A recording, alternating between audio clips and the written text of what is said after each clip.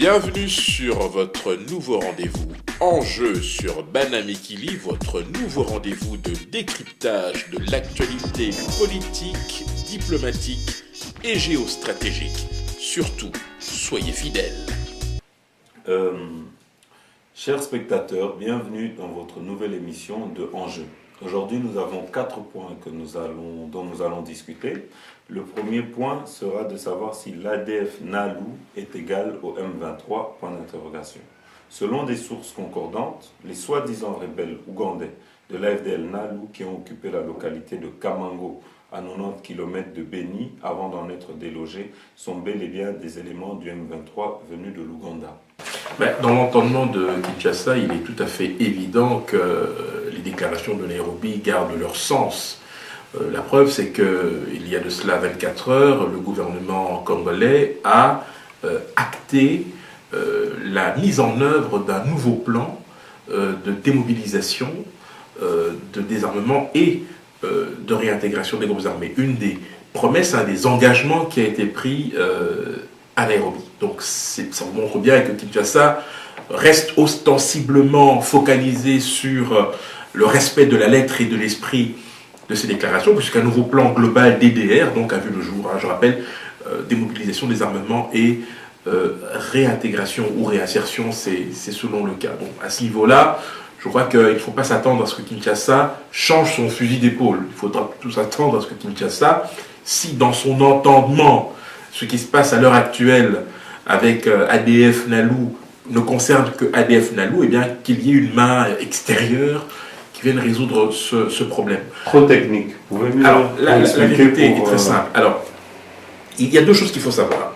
L'Ouganda a fait de l'instabilité de la partie orientale de la RDC sa priorité absolue. Avec le Rwanda. Avec le Rwanda. Mais pour l'instant, sachant que l'activisme d'ADF NALU, peut-être rappeler que ADF NALU signifie Allied Defense Democratic Force, et NALU c'est National Army of Liberation of Uganda, donc l'armée nationale de libération de l'Ouganda, associée aux forces démocratiques alliées, ADF NALU, créée en 1995, c'est très important, par des opposants au régime de Yoweri Museveni. Mais j'ai lu un article qui dit qu'en fait ça aurait été peut-être créé de toutes pièces par Museveni. C'est probable, parce que pour déstabiliser. On est en 95, on est quand même un an avant le génocide rwandais, enfin on est un an après le génocide rwandais, mais un an avant que l'AFDL n'entre au Congo et ne précipite la chute du maréchal Mobutu. Donc c'est une coalition de groupes officiellement hostiles au régime Museveni qui ont été rejoints par la suite par des ex-FAS, peu de gens le savent, et par des mouvances à vocation islamique.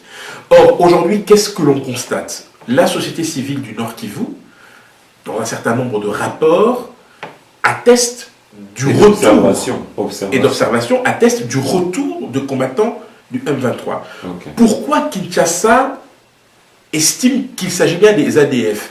Parce que si Kinshasa reconnaît que c'est le M23, cela signifiera ni plus ni moins que le gouvernement s'est fait rouler dans la farine à Nairobi. Donc, Kinshasa va persévérer dans l'erreur, me semble-t-il, pour accréditer l'idée que c'est bien les ADF NALU qui commettent des exactions pour ne pas perdre la face. Pour ne pas perdre la face. Ça, c'est une chose très importante à savoir.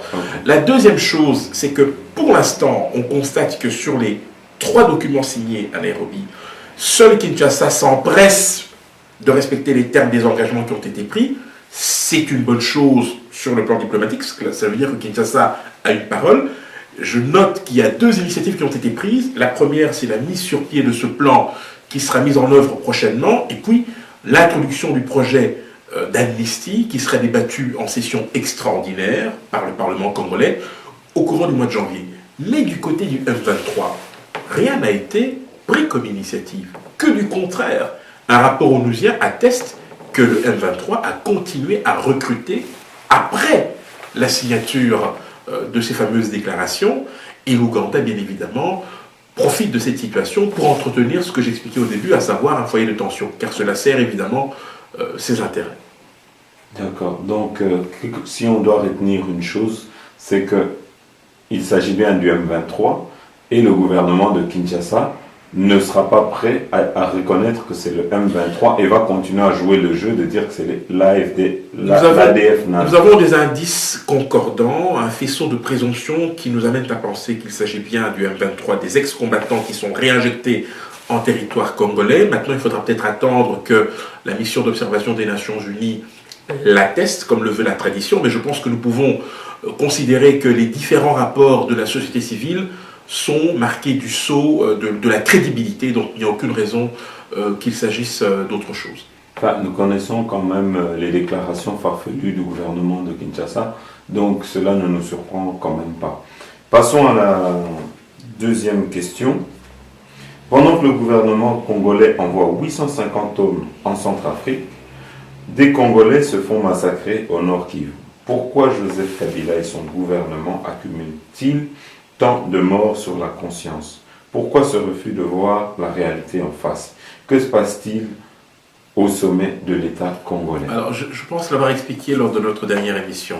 Donc, la RDC est membre de l'Union africaine, de la CEAC, mais également partie prenante de l'ex-FOMAC, la Force de maintien de la paix d'Afrique centrale, qui est devenue la MISCA.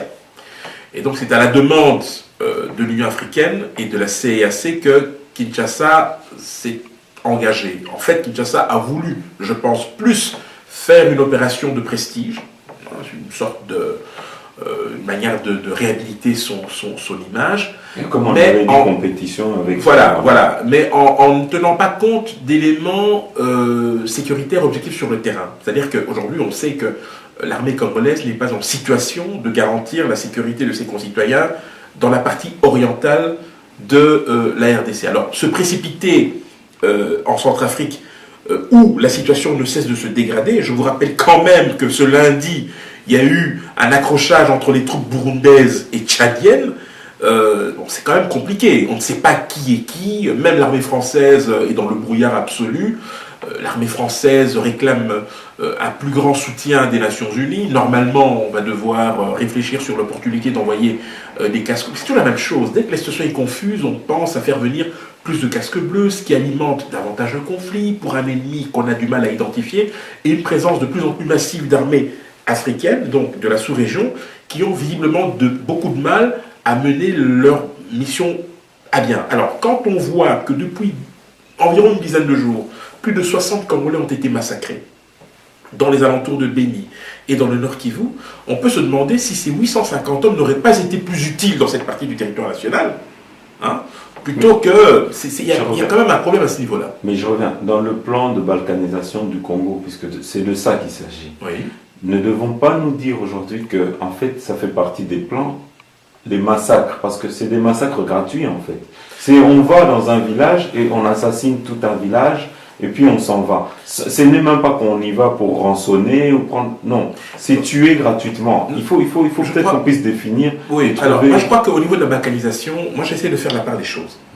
Les tenants de la balkanisation, je pense, ont des visées expansionnistes avec, à la clé, la possibilité de mettre la main sur des richesses importantes. Mais cela ne passe pas nécessairement par des massacres de population. C'est important à savoir. Ça passe par des conquêtes territoriales et par des contrôles de zones qui échappent à l'autorité de l'État. Dans le cas qui nous préoccupe, il s'agit là d'actes délibérés de violence gratuite contre les populations. Alors, très simplement, aujourd'hui, je vois pas à qui... Il y a une volonté de faire peur, la population. Oui, mais d'accord, mais je vois pas à qui pourrait profiter de tels massacres. Politiquement, c'est désastreux pour le régime, même si le régime continue à faire l'autruche en essayant de minimiser les choses, puisqu'ils sont bien contents de voir que c'est la brigade d'intervention qui est au front. Je note que à ce sujet, Kinshasa et Bangui sont traités de la même manière. Dans le cas de la Centrafrique, on ne parle que de l'armée française, et dans le cas de la RDC, on ne parle que de la brigade d'intervention. C'est malheureux, donc ça veut dire que même les Africains n'ont plus la maîtrise de leur destin sécuritaire. C'est un vrai problème. C'est un vrai problème. Ici, nous sommes face à des cas de massacres gratuits, avec une circonstance aggravante. C'est que les autorités de Kinshasa, qui n'ont pas su anticiper sur les événements, continuent à faire comme si de rien n'était. Et ce n'est pas normal. Et je tiens quand même à rappeler qu'il y a eu le concert de J.B. Mpiana. Et on s'étonne de voir que pendant qu'on massacre la population, le porte-parole du gouvernement qui est censé relater les faits qui se passent au Congo est en train de faire les éloges de J.B. Mpiana et d'insulter la diaspora comme quoi c'est des voyous et des brigands. Est-ce que vous ne pensez pas que le porte-parole du gouvernement a mieux à faire à informer la population de ce qui se passe sur le territoire pour qu'elle soit informée, que plutôt d'aller distraire, même si nous savons que c'est un agent de distraction, M. Lambert Mende? Alors, ce qui est sûr, c'est que la polémique éclose depuis que la préfecture a rendu public son arrêté d'interdiction.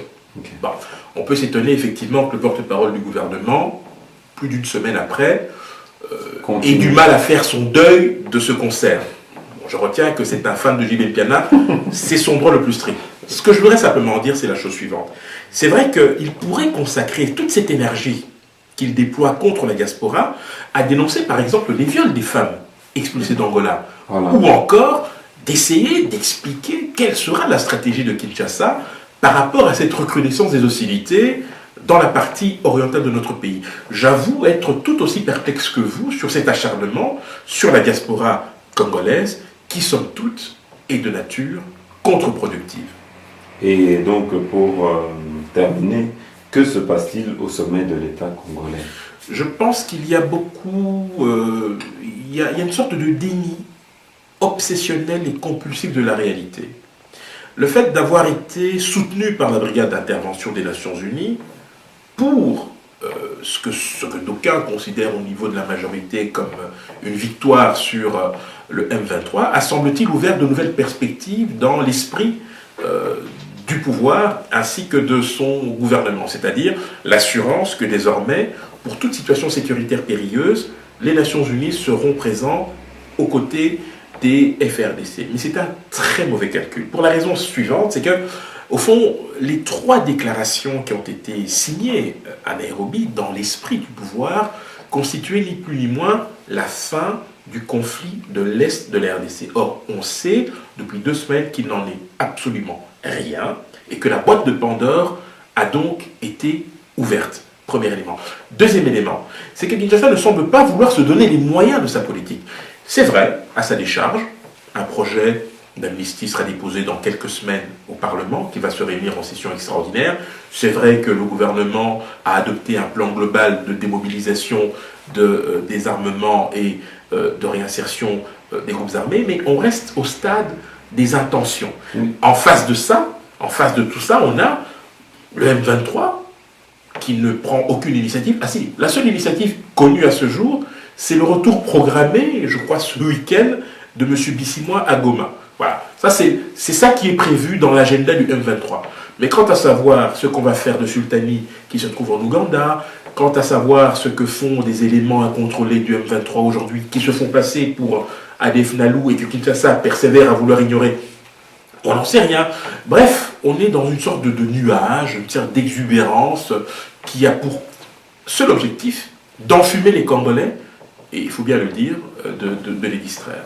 Mais les observateurs les plus avertis avaient signalé et avaient pointé du doigt, même dans un plateau sur France 24, oui, avaient prévenu M. Lambert Mende que le fait de réintégrer ces gens-là n'allait rien apporter de bon parce que on avait déjà essayé ça plusieurs fois et que cette formule était toujours une formule chaotique qui chaque fois faisait que ramener perpétuellement la guerre à l'est du Congo. Et aujourd'hui, c'est la même chose. Alors, pourquoi une telle obstination à voir sa population toujours tuée? Au lieu de la protéger, elle est tuée. Et autre chose, ce qui est encore plus bizarre, c'est que le pouvoir de Kinshasa ne met aucun moyen ne donne pas les moyens aux soldats pour pouvoir s'attaquer aux ennemis. Ils ne sont pas payés. Vous avez vu que il y a une semaine, jusqu'à maintenant, il y a eu des femmes militaires qui ont été brutalisées parce qu'elles demandent la solde qui est due de leur mari.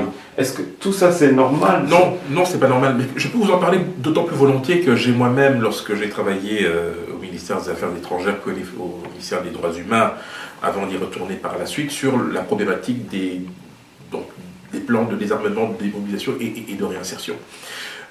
En fait, ça a été brandi comme un gadget par Kinshasa lorsque, au début des années 90, lorsqu'il y a eu les conflits au Libéria, en Sierra Leone, la communauté internationale a imposé à ces pays de pouvoir prévoir un programme de réinsertion des anciens combattants. Et c'était les enfants soldats qui étaient le cœur de cible de ce processus. Dans le cas de la RDC, cela fait 10 ans qu'on essaye de mettre en œuvre ces plans-là, qu'on les améliore d'année en année, mais sans faire l'évaluation des plans précédents. Je crois qu'il y a 3 objectifs, il y a trois obstacles majeurs à la mise en œuvre efficace de ces plans. D'abord, il s'agit très souvent de décisions politiques hasardeuses. On dit, puisqu'on va avoir la paix avec ces groupes armés, on va les réinsérer dans la société ou les réintégrer dans l'armée en espérant organiser une armée restructurée et unifiée.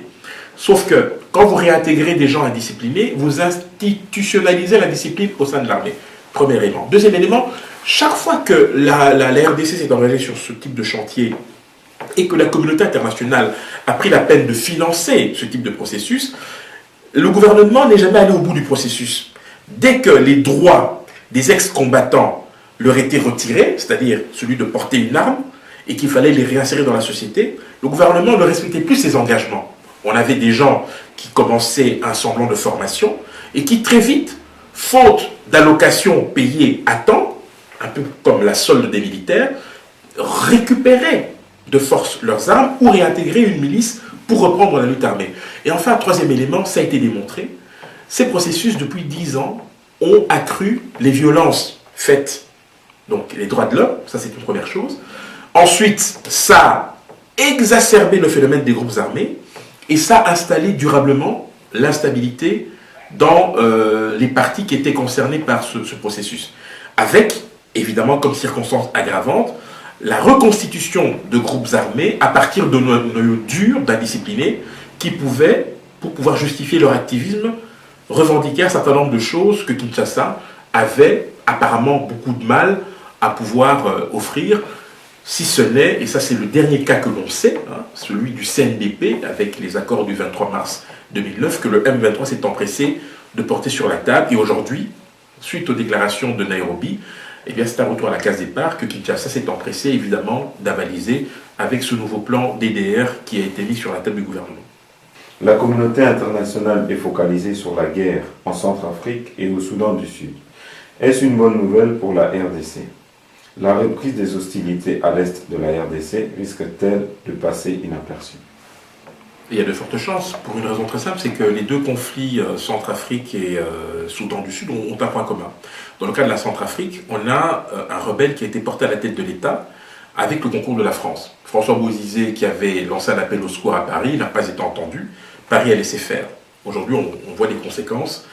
Paris essaye de surfer sur la vague malienne, hein, qui a consacré une sorte de retour de la France-Afrique dans cette partie du continent. Dans le cas du Sud-Soudan, il y a eu un pseudo-référendum qui a été organisé par les Occidentaux, mais piloté en réalité par les Américains, parce que nous sommes face à deux pays qui regorgent d'importants gisements pétroliers, et nous sommes là effectivement dans une guerre d'exploitation de ressources naturelles. Aujourd'hui, la crainte évidemment, c'est que l'attention qui était portée sur la RDC soit évidemment relâchée, parce qu'il faut dire les choses telles qu'elles sont. Les Occidentaux aujourd'hui sont, disons, attirés par de nouveaux débouchés en termes de matières premières, qui sont concentrés sur ces deux pays qui aujourd'hui font un peu d'ombre à la RDC. Alors quand le gouvernement de Kinshasa envoie 850 hommes là-bas, avec évidemment, en prenant le risque de dégarnir certains fronts, et que le ministre de l'Information nous dit non, mais c'est pour prévenir tout risque de débordement parce que notre pays a une frontière de 1600 km avec la Centrafrique et un peu moins avec le Sud-Soudan, et que nous ne voulons pas être débordés. Le débordement a déjà eu lieu. Ces deux frontières étaient réputées fermées. Aujourd'hui, nous avons, selon les organisations humanitaires, là je peux citer notamment Caritas et l'UNICEF, environ 60 000 réfugiés centrafricains. La RDC n'a jamais été préparée sur le plan institutionnel pour gérer autant de flux. Je vous rappelle quand même qu'il y a de cela 3 ans, lorsqu'il y a eu le conflit des Enyélé, 120 000 de nos compatriotes ont trouvé refuge au Congo-Brazzaville. La RDC, plutôt que de porter assistance à ces gens-là, a préféré consacrer 3 millions de dollars pour aider les Haïtiens. C'est un geste généreux, mais qui n'a aucun sens lorsque vous êtes incapable de protéger vos propres concitoyens. Donc, moi, je ne crois pas qu'ils sont incapables. Ils n'ont pas la volonté de débloquer les moyens et les fonds. Non, mais même quand les moyens sont débloqués, ils ne sont pas toujours affectés aux destinataires principaux. Ça, c'est un vrai problème. Oui, la tension sera relâchée. Oui, on assiste déjà à une recrudescence des hostilités. On parlait des ADF Nalou. Maintenant, c'est à la LRA. On a notamment recensé un accrochage, il y a de cela 2 jours, dans l'Itourie, entre ces éléments-là et les FRDC. Oui, le 12 décembre 2013, à Nairobi, la signature des déclarations a réveillé d'autres groupes armés qui vont mener la vie dure aux autorités de Kinshasa et par voie de conséquence martyriser nos frères et sœurs qui sont dans cette partie du territoire national. Donc, quelque part, ça rejoint ce que j'avais dit la semaine passée, que la guerre qui se passait au Soudan et en Centrafrique était une guerre de richesse, en fait. Ah, je te dire, oui, incontestablement. Mais maintenant, est-ce que vous pensez, parce que c'est de ça qu'il s'agit, c'est ça qu'on doit essayer de comprendre, est-ce que vous pensez qu'il s'agit de troubles fomentés à partir de l'extérieur, ou bien ça se déclenche de manière spontanée? Qu'est-ce qu'on peut dire? Non, je pense que là, on est plus dans la fuite en avant, parce que il faut quand même rappeler que dans le cas du Soudan du Sud, on a un vice-président qui s'est ouvertement opposé au président, donc au président du Soudan du Sud. Donc, la capitale Juba a été soumise au feu nourri des combattants de ces 2 camps, mais on nous a présenté le Soudan du Sud, en tout cas son accession à l'indépendance, comme étant la conséquence logique d'un processus qui devait aboutir, puisque traditionnellement le Soudan du Sud, c'est selon est plutôt d'obédience chrétienne et le Nord était d'obédience musulmane. Donc on a voulu éviter un conflit religieux. Or maintenant, on est passé de la dynamique confessionnelle vers une dynamique ethnique et mercantile, puisqu'on voit bien les ressorts de ce conflit exactement. De la même manière, la France n'a rien vu venir en Centrafrique, puisque Paris a fait mine de tolérer le Djotodia, mais on s'est très vite rendu compte au final qu'il était tout à fait incapable et qu'il y avait des forces centrifuges. La première des raisons, évidemment, c'est que la Sénégal s'est retournée contre Djotodia, parce qu'en fait, les gens n'y ont pas trouvé leur compte.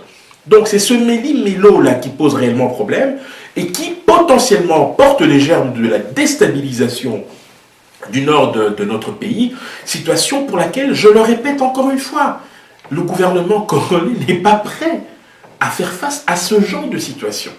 Vous avez très bien vu que rien qu'avec le M23, il a fallu 18 mois pour venir à bout de ce groupuscule. Enfin, qui ne sont pas venus à bout pour bon, finir. Voilà, donc je ne vois pas comment est-ce qu'on pourra faire face à un flot de réfugiés, avec des hommes là-bas sur place dont on ne connaît pas très bien la mission, alors qu'on aurait très bien pu les garder, on aurait même pu les mettre, on aurait même pu les affecter aux frontières de la province orientale et de la province de l'Équateur, pour justement veiller à la sécurisation de notre espace vital. Non, on les envoie dans le bourbier centrafricain où les escarmouches ne cessent de se multiplier entre armées africaines, je le rappelle, qui font partie de cette mission.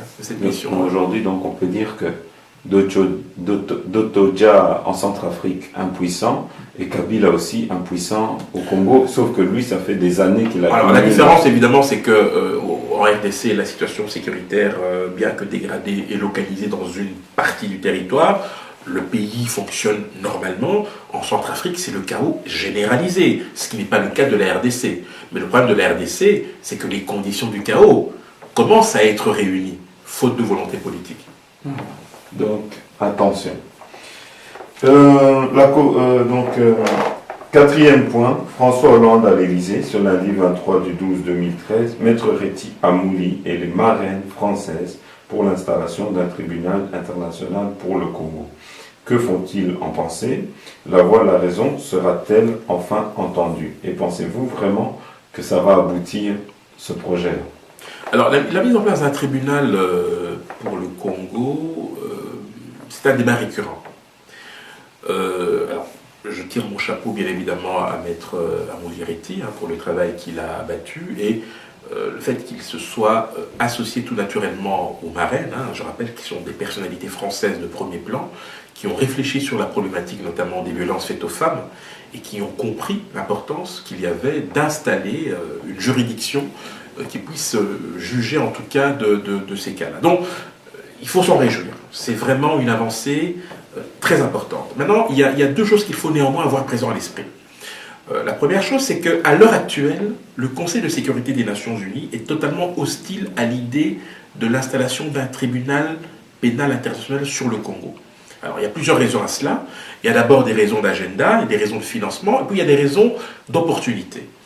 Il faut savoir que l'exemple d'Arusha, donc le TPIR donc pour le Rwanda, et l'exemple du tribunal pour l'ex-Yougoslavie a montré qu'il y avait énormément de difficultés de fonctionnement, d'appréciation et surtout d'agenda dans le chef de tous ceux qui, dans un premier temps, appelaient de leur vœu l'installation d'une telle juridiction et ceux qui espéraient une justice rapide. Alors, je crois qu'ici, il faudra que l'enthousiasme soit néanmoins modéré. Pourquoi? Parce que c'est un premier pas qui a été franchi, très important, qui demande maintenant à être consolidé par d'autres initiatives. La France fait partie du Conseil de sécurité. Il faudrait que la même initiative, la même démarche soit entreprise par Maître Amouli auprès de l'administration Obama, qu'elle puisse être entreprise auprès du Royaume-Uni et bien évidemment auprès des Russes éventuellement. Mais ce serait en tout cas au niveau de la symbolique une manière d'apporter le message. Maintenant, une fois que les conditions seront réunies pour que cela se fasse, je crois que nous serons face à deux possibilités. La première, c'est la mise en place d'une chambre mixte, un peu à l'image de ce qui s'est fait au début de cette année au Sénégal pour notamment juger Hissène Habré, l'ancien président tchadien. Ici, l'avantage d'une chambre mixte, c'est qu'elle associe à la fois des intervenants d'une juridiction internationale et ceux de la justice nationale, pour éviter justement que la justice nationale ne soit instrumentalisée. Et l'autre option, évidemment, ce sera l'option d'un tribunal pur et dur à portée spécifique, mais avec néanmoins un problème qu'il faudra impérativement surmonter. Et pour cela, je voudrais simplement vous donner l'exemple de la CPI, la Cour pénale internationale qui a été instituée par le statut de Rome en 1998, mais qui n'a été créée qu'en 2002, et qui ne juge que les crimes commis qu'à partir de 2002.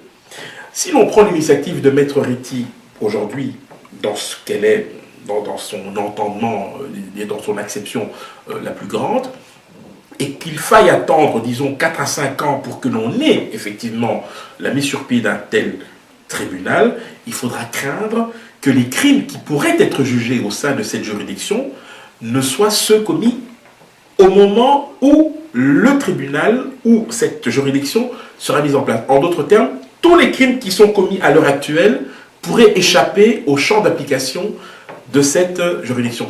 À titre personnel, c'est un risque que je ne suis pas du tout disposé à prendre, puisqu'il faudrait rendre les violences sexuelles faites aux femmes et tous les autres crimes qui ont été commis comme étant imprescriptibles, de manière à ce qu'ils puissent être jugés le moment venu devant cette juridiction. Donc je tire mon chapeau à Maître Amouli Reti, mais je dis attention, ne tombons pas dans le triomphalisme, le chemin reste très long et il faudra veiller à ce que, dans un cas comme dans l'autre, quelle que soit la formule qui sera retenue, eh bien, ces juridictions soient effectivement en état de fonctionner dans le sens des intérêts des Congolais qui ont bien évidemment soif de justice. Parlant d'ailleurs des actions des Congolais, parce que vous avez dit après la forte mobilisation qui avait eu lieu, qu'est-ce que nous comptions faire et comment nous comptons rentabiliser ce succès-là. Je tiens à vous dire que par les actions de Maître Amouli, c'est ça aussi des actions qui permettent de faire avancer le changement au Congo de demain. Nous apprenons que Joseph Kabila a reçu l'opposition. En quelques mots, qu'est-ce que tu peux en dire? Joseph Kabila a reçu effectivement... Et le MLC a reçu l'opposition le 28 décembre à la cité de l'OUA. Il a invité tous les partis d'opposition. L'UNC et l'UDPS ont décliné l'invitation, mais c'est l'ensemble des partis d'opposition ayant pris part aux concertations nationales qui ont répondu à l'invitation. Qu'est-ce qu'on peut en dire? Joseph Kabila, président de la République, prend une initiative libre à l'opposition d'accepter l'invitation. Et je pense que c'est ce qui a été fait. Je pense qu'en réalité, il a voulu prendre le pouls de la température parce qu'il va faire son discours de fin d'année le 31, et je pense qu'il va certainement se nourrir des doléances des uns et des autres au cours de cette rencontre pour effectivement délivrer son message du 31 décembre. Mais à titre personnel, je n'en attends pas grand-chose. Et donc, les arrestations de Fidel Baba n'ont pas servi de leçon au MLC qui continue à s'enfoncer en fait dans un autisme politique. Le MLC a voulu rester cohérent. Ils ont participé aux concertations. Le président qui a convoqué ces concertations propose aux partis d'opposition ainsi que ceux qui n'ont pas participé de venir. Ils sont cohérents avec eux. S'ils sont cohérents dans leur fuite en avant, vous savez, moi je ne suis pas du MLC, ni d'un autre parti, donc ça c'est leur responsabilité. Passons au point suivant. Alors, avant de terminer, juste un petit mot sur un point très catastrophique, mais qu'on ne pointe jamais du doigt, c'est les femmes qu'on viole en Angola avant de les refouler au Congo. C'est dramatique, c'est grave, et c'est le silence total du gouvernement congolais. Alors, est-ce parce que aujourd'hui, je dirais, nous sommes assujettis à l'Angola que nous ne disons rien? Parce que nous savons que quelque part, le pouvoir de M. Kabila repose sur la protection de l'armée angolaise et de l'armée sud-africaine. Alors, qu'est-ce que vous pouvez dire? Quel est votre avis? Alors, laissez-moi vous rappeler juste une petite chose. Lorsque l'accord global et inclusif est signé à Pretoria le 16 décembre 2002, les deux perdants de cet accord sont respectivement l'Angola et le Zimbabwe. Pourquoi? Parce qu'en instituant le schéma A+4, on s'est rendu compte que le Rwanda et l'Ouganda étaient représentés par un vice-président, Azarias Rubero et Jean-Pierre Bemba, mais que politiquement, le Zimbabwe et l'Angola, qui avaient soutenu la RDC pendant cette guerre qui a duré 5 ans, n'a pas été récompensé. Et donc, l'Angola était frustré, vexé. Une des premières manifestations du mécontentement de l'Angola, ça a été l'expulsion massive des Congolais.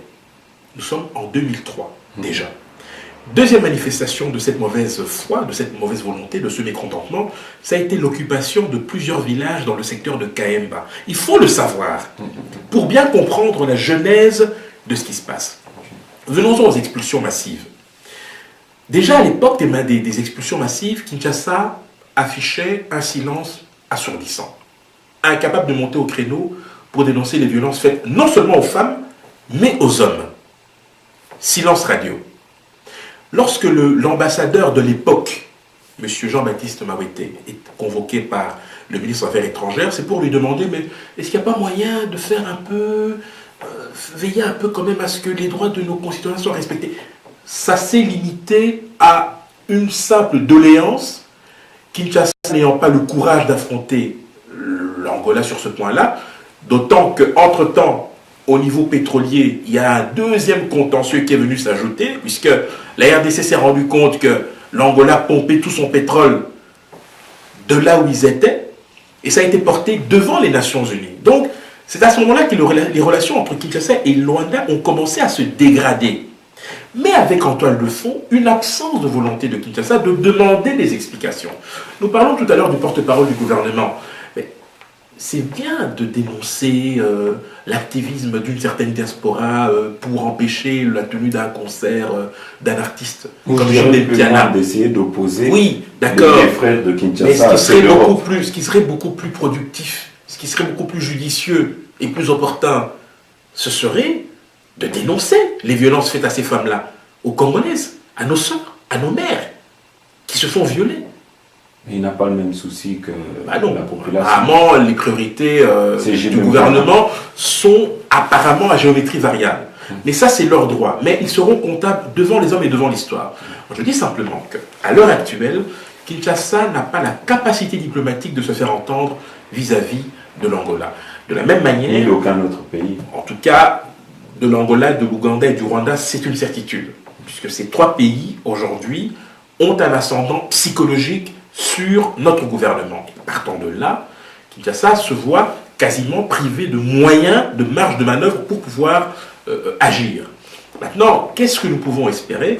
Comme toujours en pareil cas, ce n'est pas l'État congolais qui va pouvoir aller à la rencontre de nos sœurs qui sont maltraitées ou qui vont créer les conditions de leur protection. Ce sont les organisations internationales, comme toujours en pareil cas, Caritas, la Croix-Rouge, voilà. Et on va se complaire dans ce genre de situation. On va attendre que les 120 000 frères et sœurs qui étaient au Congo-Brazza, plus de la moitié ont été rapatriés. Mais ce n'était pas, c'était pas la volonté du gouvernement congolais. Ça a été une implication directe du président Sassou Nguesso, soutenue financièrement par des pays comme la France, comme la Belgique, par les Nations Unies, qui ont mis la main à la poche. Entre-temps, nous, Congolais, gouvernement, incapables de faire cela. Et vous croyez vraiment que pour 950 femmes, puisque c'est d'elles qu'il s'agit, pour ces derniers mois en tout cas, le gouvernement va lever le petit doigt? Revenons toujours à arrêtons de rêver, arrêtons de rêver. Il y a un problème de leadership au sommet de l'État.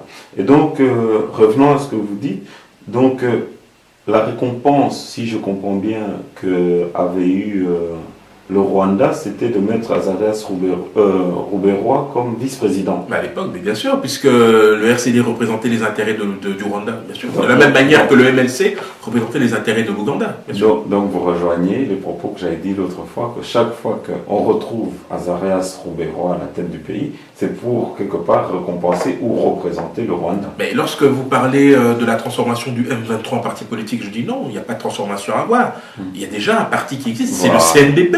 Le M23 n'est qu'un bras armé qui va rentrer dans le rang. Pour, mais vous verrez que... pression. Bien évidemment. Voilà, bien évidemment. Bon, je veux dire, on reconnaît la chanson. Je veux dire, il n'y a pas de mystère à voir là-dedans. Je veux dire, voilà. C'est triste. Et aujourd'hui, exceptionnellement, je veux vous laisser le dernier mot. Donc, je vous laisserai un petit mot pour les spectateurs. Moi, je voudrais d'abord présenter mes meilleurs vœux pour 2014 à nos amis internautes et à nos téléspectateurs, avec néanmoins une pensée pour nos frères et sœurs de l'Est, notamment de l'Itourie et d'ailleurs, qui souffrent le martyre à cause, il faut bien le dire, de l'incapacité et de l'autorité de l'État à être rétablie dans ces zones-là.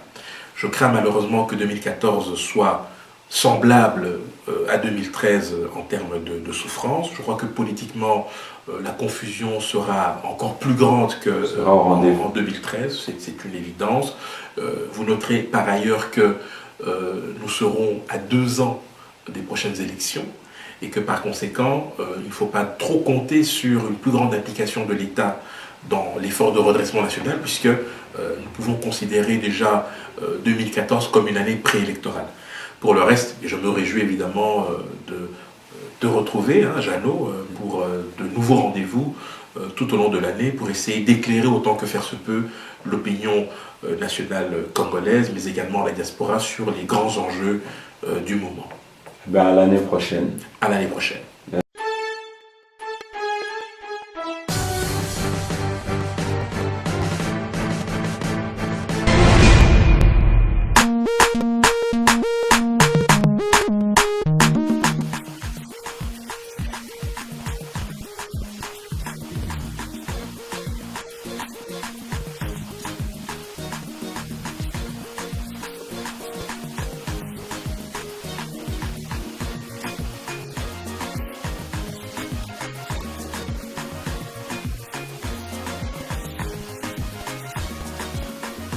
Personally,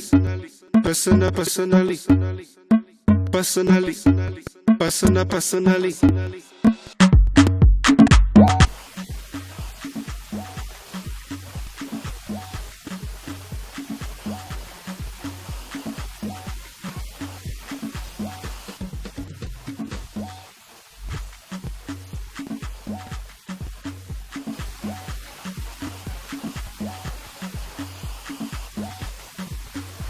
Esprit Voyageur, une agence de transport de personnes. Esprit Voyageur pour tous vos déplacements professionnels, personnels, seuls ou en famille, avec des horaires précis. Esprit Voyageur est là pour vous servir. Esprit Voyageur, partons ensemble.